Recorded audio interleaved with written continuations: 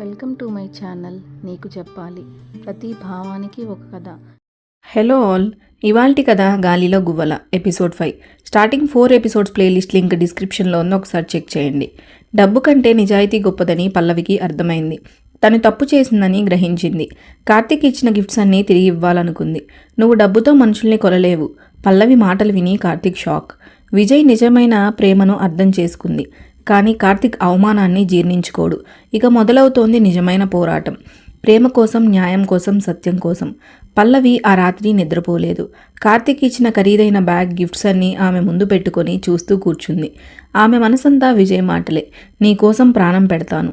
పల్లవికి వాళ్ళమ్మ మాటలు కూడా గుర్తొచ్చాయి, డబ్బుంటేనే సుఖం అని. కానీ విజయ్ కళ్ళలో ఆమె చూసిన నిజాయితీ, ఆ ప్రేమ, వాటికి డబ్బుతో పోలిక లేదని ఆమెకు అర్థమైంది. తెల్లవారక ముందే లేచి కార్తీక్ ఇచ్చిన గిఫ్ట్స్ అన్నీ ఒక బ్యాగ్లో పెట్టింది. కాలేజ్కి వెళ్ళగానే కార్తీక్ ఆమె దగ్గరకు వచ్చాడు. గుడ్ మార్నింగ్ పల్లవి, ఈరోజు నేను నీకోసం ఒక సర్ప్రైజ్ తీసుకొచ్చా అంటూ ఒక బాక్స్ ఇవ్వబోయాడు. వద్దు కార్తీక్ అంది పల్లవి గట్టిగా. ఏంటి, ఏమైంది అన్నాడు కార్తీక్ ఆశ్చర్యంతో.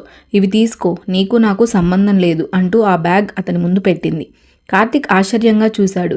ఏమిటి నీ మాటలు? నిన్నటి వరకు సరేనన్నావు, ఇప్పుడెందుకు ఇలా? నిన్నటి సంగతి నాకు తెలియదు, కానీ ఇప్పుడు నాకు అర్థమైంది. డబ్బుతో ప్రేమను కొనలేరు. నేను విజయ్ని ప్రేమిస్తున్నాను అని పల్లవి ధైర్యంగా. కార్తీక్కి కోపం వచ్చింది. ఆ అనామకుడి కోసం నన్ను వదిలేస్తావా?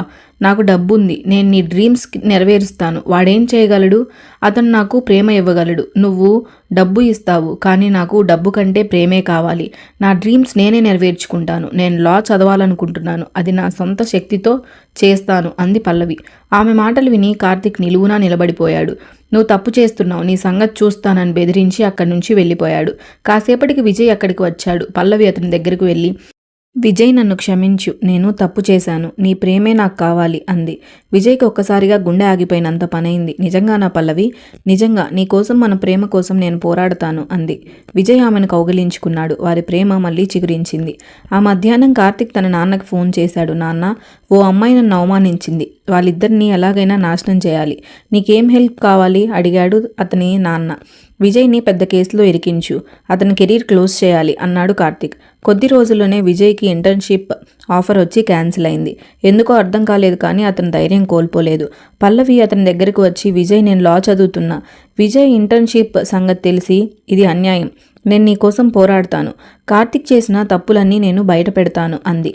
ఎలా అని అడిగాడు విజయ్. అతను కాలేజ్లో చేసిన అవకతవకలన్నీ నా దగ్గర ఆధారాలున్నాయి. అతన్ని నేరుగా ప్రిన్సిపల్ ఎదురుగా నిలబెడతాను అంది పల్లవి.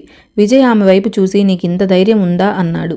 నువ్వు నా కోసం ఎదురు చూశావు, ఇప్పుడు నేను నీ కోసం పోరాడతాను అంది పల్లవి. వారిద్దరూ కలిసి కార్తీక్ని ఎదుర్కోవడానికి సిద్ధమయ్యారు. కానీ కార్తీక్కి ఇదంతా తెలిసిపోయింది. అతను మరింత ప్రమాదకరమైన ప్లాన్ చేశాడు.